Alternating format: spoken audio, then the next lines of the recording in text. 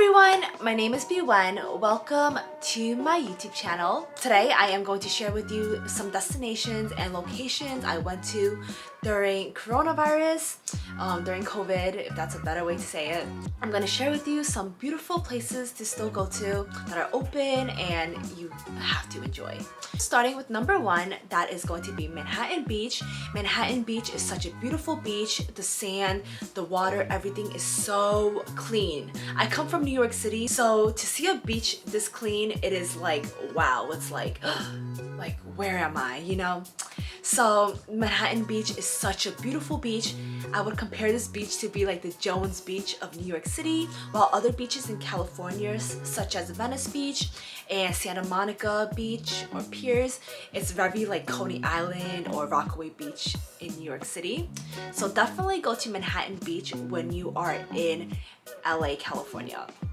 Number two, after you go to Manhattan Beach, a couple of blocks up, there is this wonderful ice cream place called the Manhattan Beach Creamery. This place, the ice cream is literally bomb. It is amazing. My friend got the Nutella ice cream. It was amazing. And her boyfriend got the Nutella milkshake. That was also amazing.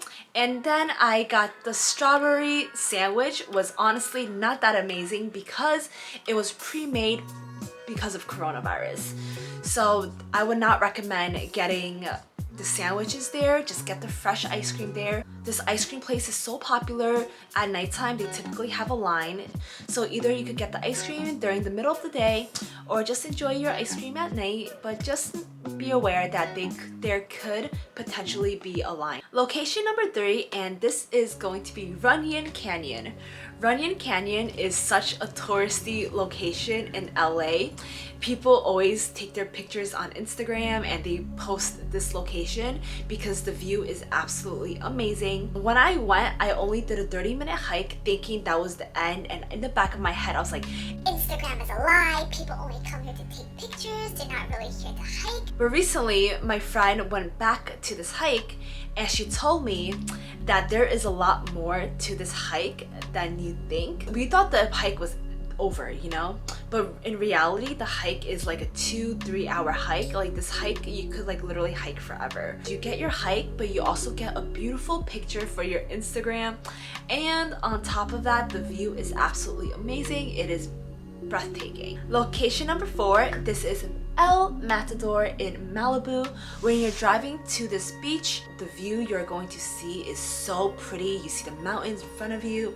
You see all these gorgeous houses to your left, to your right. Once you arrive to El Matador Beach, this beach is so pretty. The waves are a little bit more stronger at this beach, but they also have these rocks which gives this beach a little bit more of an edge.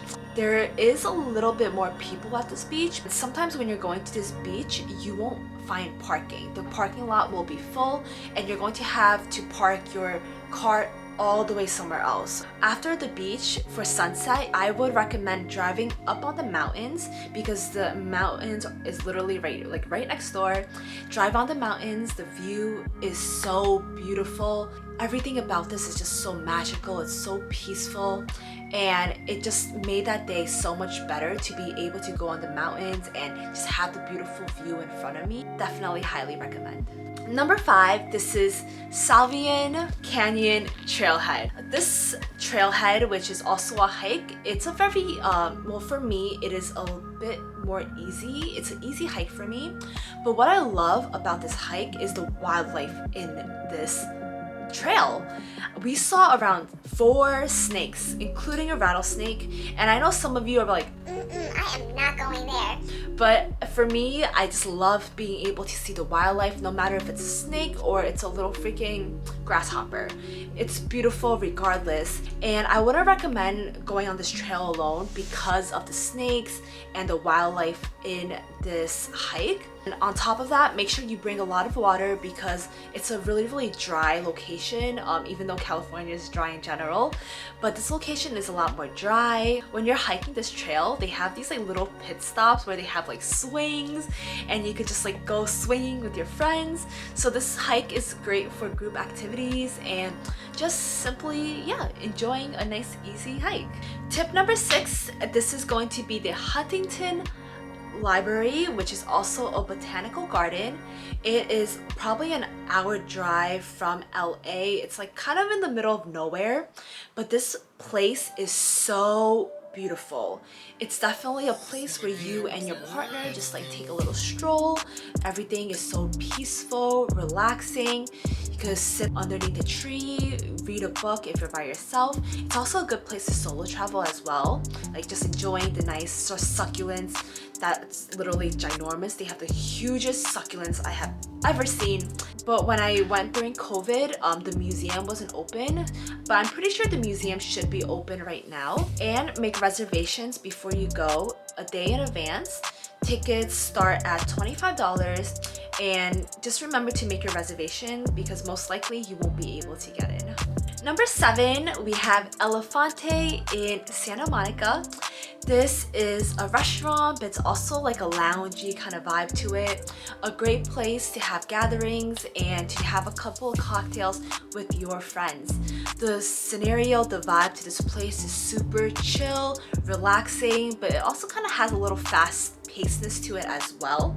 And this place, I would recommend just coming here mostly for cocktails, not for like main courses. The cocktails here are, oh my gosh, amazing. There is a drink called the Social Butterfly, which absolutely amazing, and the calamari they had, amazing as well. And of course, make sure you make reservations or else you're going to be waiting online for 1 or 2 hours. If you do feel like waiting, Santa Monica Shopping Center is like literally right around the corner. So you could take a walk around, go shopping, or watch like little performances that are going on during the nighttime. So I will highly recommend going to Elefante for a couple of drinks and a little finger food there, here and there as well. Number 8, I have EPLP.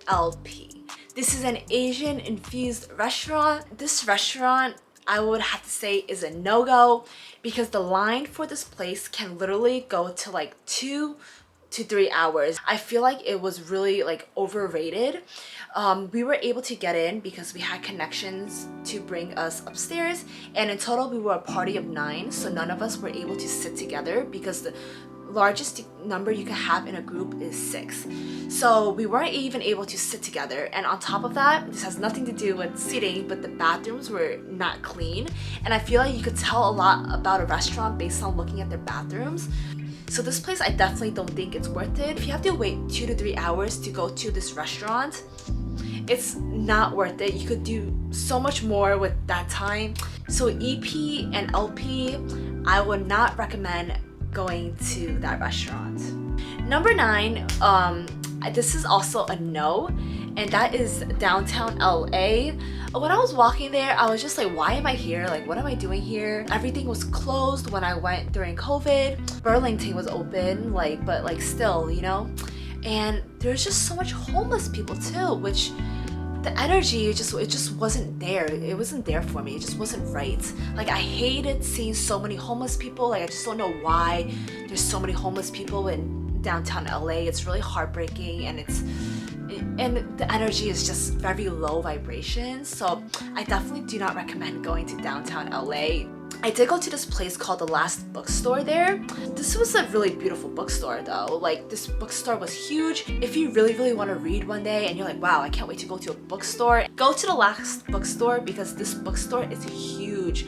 And it's also like an Instagram place because on the 2nd floor, I think they even have like 2 or 3 floors. This place was literally like huge. They have like this cute little Instagram place on the 2nd floor, but literally you could get lost in this bookstore because that's how big it is.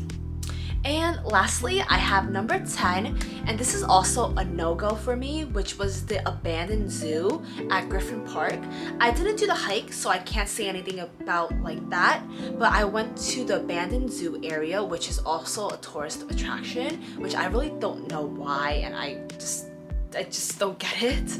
It's nothing special. Like, if you're gonna go there for a hike, that's a different story. But if you're going there just to see an abandoned zoo, it's not worth it. And from what I heard, if COVID wasn't happening, this place will be filled with people. It will apparently be super, super packed. And when I went, it was literally me and the photographer. That was it. But definitely the abandoned zoo in Griffin Park is a no for me, and I wouldn't waste my energy, or hopefully you don't waste your energy going there unless you really, really want to. So these are the 10 things that I recommend doing, and 3 things that I don't recommend going to or doing when you're in LA. What I want you to do is to enjoy LA, enjoy the beautiful beaches, enjoy good restaurants where you don't have to wait like 3 years for a table. So thank you guys so much for watching, and I will talk to you guys till next time. Oh, and don't forget to subscribe, and yeah, till next time. Bye!